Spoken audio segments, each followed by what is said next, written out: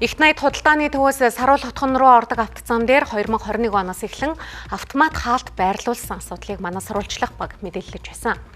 За тэгвэл Баянзүрх дүүргийн газар зохион байгуулалтын албанаас тус автомат хаалтыг буулгахаар 3 удаа шаардлага хүргүүлж хаалтыг албатан буулгасан хэдий ч сөөхийн зүгээс дахин байрлуулж тавьсан шаардлагыг биелүүлэхээс татгалцсаар байна. Нарны хорооллоос их найдах худалдааны төвөөр дамжин Саруул хотхон руу ордог автозам дээр автомат хаалт байршуулад 4 жил болж байна.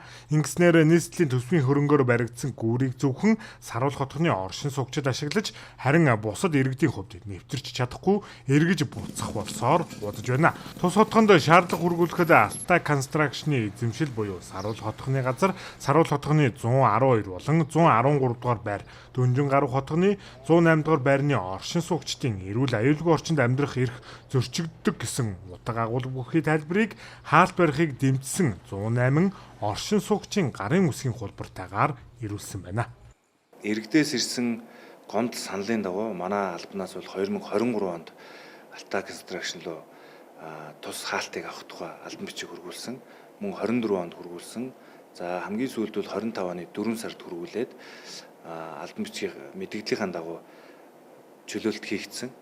За Alta Construction компаниас бол юу гэдэг вэ гэхээр компани бол Саруул хорооллын сөөхөөс тухайн газар нь бол Alta Construction-ы эзэмшил газар учраас бид нар бол одоо энийг энэ дээрээ хаалт хийх нь бол өөрсдийн асуудлаа гэсэн байр суурьтай байдаг. Хамгийн сүүлд 2025 оны 4-р сард шаардлага хүргүүлж мөн автомат хаалтыг албадан буулгасан байна. Гэвч хэсэг хугацааны дараа автомат хаалтыг байршуулсан бөгөөд сууц өмчлөгчдийн холбооноос тайлбар авах гэсэн боловч дараах хариултыг өглөө. Анх тус хаалтыг үүрэн дээр байрлуулсан ч болохгүй гэд наашин зөөж байрлуулсан. Миний хувьд өнөөдөр л ажил авч байгаа учраас сайн мэдэхгүй байна. Ер нь бол орчин суугчид шаардлага тавиад тус хаалтыг байрлуулсан.